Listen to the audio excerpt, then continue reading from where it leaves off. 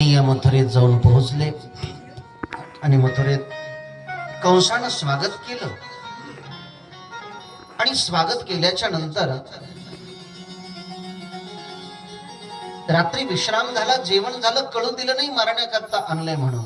प्रातःकाळी सगळे मुलं उठले, स्नान संध्या वंदन केलं. कृष्ण दाऊ भैयानं नंद बाबाला प्रणाम केला. बाबा आम्हाला नगर पाहायचंय.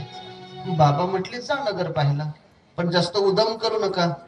सगळ्या मुलांना घेऊन कृष्ण आणि बलराम मथुरा शहर पाहायला निघाले. खेड्यातले पोरं शहरात गेले तर बिल्डिंगी पाहायला लागले. अरे किती उंच बिल्डिंग आहे पहा, अरे किती.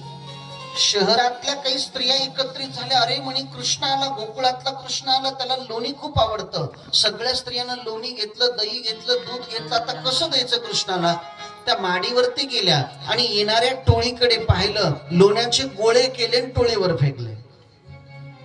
पेंद्यानं पाहिलं, कृष्ण चेंडू. कृष्ण म्हणले कॅच. कॅच घेतली. तो चेंडू नव्हता, तो लोण्याचा गोळा होता. आणि लोण्याचा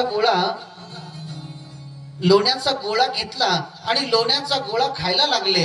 आणि लोण्याचा गोळा, अरे कृष्णा आपल्या घरी आपल्याकडे तर लोणी चोरून खावं लागतं, इथं मिळतं. कृष्ण म्हणले पोट भरून खा, काय खायचं ते खा, पोट भरून खा. आणि मग मात्र सगळेचे सगळे लोणी खायला लागले. आहा, सगळ्यांचे पोट भरले, कपडे भरले. आणि कपडे भरल्यावर सगळे म्हणले कृष्ण आता कपडे भरलेत, आता काय करायचं? कृष्ण म्हटले थोडं थांबा, पाहू कोणी येतं का काय. तेवढ्यात एक धोबी आला, परीठ, भली मोठी कपड्याची थप्पी घेऊन आला. आणि कपड्याची थप्पी घेऊन आल्याच्या नंतर त्याला बोललो, ए इकडे, बोलवलं, दे कपडे आम्हाला. त्याने सांगितलं राजाचे कपडे आहेत, कंसाचे कपडे आहेत.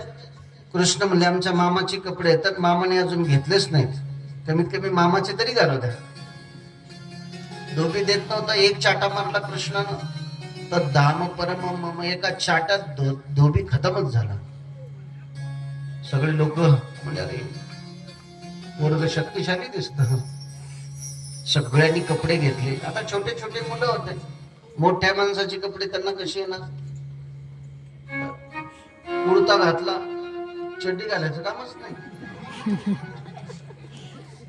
इजार घातली तर शर्ट घालायचं काम नाही.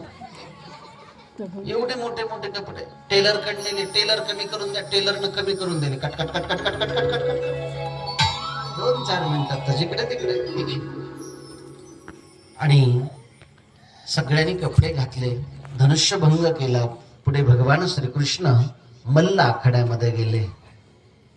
आणि मल्ल आखाड्यात गेल्याच्या नंतर सगळ्यांनी कृष्णाला नमस्कार केला. प्रत्येकाला कृष्ण वेगवेगळे दिसतात. मल्लानाम स्निरनुर्णाम नरवरः स्त्रीणाम स्मरो मृत्युमान गोपानाम सजनो शतां शतभुजां शास्त्रा स्वपित्रो शिशुः मृत्युर्भुजपदैर्विराट विदुषां तत्त्वं परं योगिनां वृष्णीनां परदेवतेति विदितोरंगं गतस्साग्रजः. भगवान जेव्हा आले, पहिलवानांना वज्रापेक्षा कठोर दिसायला लागले. सामान्य लोकांना नररत्न दिसायला लागले. स्त्रियांना मूर्तिमान कामदेव दिसतायत. गोपांना अप्त, दुष्टांना राजांना शासन करणारा, माता पित्यांना मुलगा, कंसाला मृत्यू, अज्ञानी लोकांना बालक दिसतो, योग्यांना परमतत्व, वृष्णी वंशीयांना श्रेष्ठ देव दिसतो. प्रत्येकांना वेगवेगळा दिसतो. जिसकी रही भावना जैसी प्रभू मूर्त तिन देखही तैसी.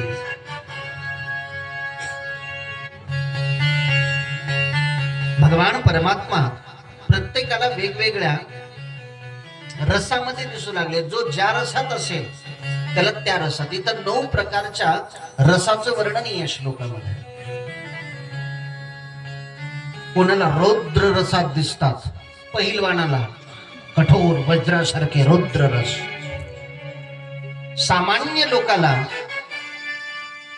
अद्भुत रस.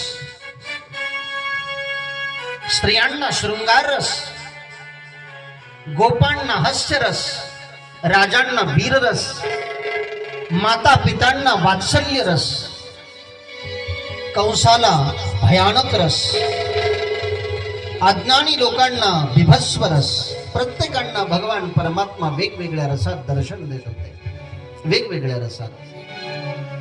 परंतु जे भक्त होते त्यांना भगवान परमात्मा हा शेवटचा 10वा रस आहे, 9 रसाच्या पुढचा भक्तिरस. आणि खरं जर दर्शन घ्यायचं कृष्णाचं तर भक्ती रसामध्ये घ्या, 9 रसात घेण्यापेक्षा 10व्या रसामध्ये भक्ती रसात. जे निष्ठावान भक्त आहेत त्यांना भगवान परमात्म्याचं 10व्या रसामध्ये दर्शन झालं. कंस मोठ्याने ओरडला, चल तू चल, शान और मुश्तिक कहां मरे पडे हो. चल तू चल धावत आले, शान और मुश्तिक धावत आले. एकाने कृष्णाला पकडलं, एकाने बलरामाला पकडलं. कृष्णाने चल तू चल, शान और मुश्तिकचा वध केला. एक छलांग लावली, मामा पाय लागो, मामाचा पाय पकडला, सिंहासनाच्या खाली ओढलं. मामाच्या छातीवर बसले कंस, मामाच्या छातीमध्ये एक मुष्टी प्रहार केला आणि एका मुष्टी प्रहारामध्ये कंस मामा गतप्राण झाला. बोले गोपाल कृष्ण भगवान की.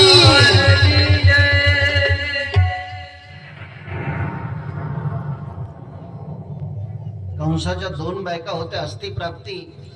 रडत रडत बापाकडे गेल्या, जरासंघाकडे. इकडे कृष्णाने उग्रसेनाला राज्य दिलं, आपल्या माता पित्यांची सुटका बंदिशाळेतून केली, त्यांची सांत्वना केली, त्यांच्या जवळ थांबले. सोबत आलेले लेकरं बाळ सगळे गोकुळामध्ये पाठवून दिले नंद बाबा समवेत. आणि कृष्ण मथुरेला आई बाबा पाशी राहायला लागले, वसुदेव आणि देवकी पाशी. जरासंघाचं आक्रमण व्हायला लागलं म्हणून भगवान कृष्णानं काही यादवांना घेतलं रात्रीच्या रात्री. आणि या जरासंघापासून लपण्यासाठी भगवान कृष्ण गुजरात मध्ये समुद्राच्या गड्यानो राजा किरे झाला, कृष्ण सिंहासनी बैसला. आता कृष्ण राजा झाले, आता सगळं काही अनुकूल झालं. आता एकच कमी आहे, लग्न. पण मोठा भाऊ काही लग्नाला होच म्हणाला. एक दिवशी कृष्ण म्हणतात, दादा गोरी गोरी पान फुला सारखी छान, दादा मला एक बहिणी. दादा लग्न करा तुम्ही. तेव्हा दादाचं लग्न भगवान श्रीकृष्णानं रेवत राजाची कन्या रेवती सोबत केलं. आणि आपल्याही लग्नाच्या तयारीत कृष्ण लागले. दशमस्कंदाच्या उत्तरार्धामध्ये भगवान श्रीकृष्णाच्या विवाहाचा दिव्य प्रसंग पाहायला मिळतो. भगवान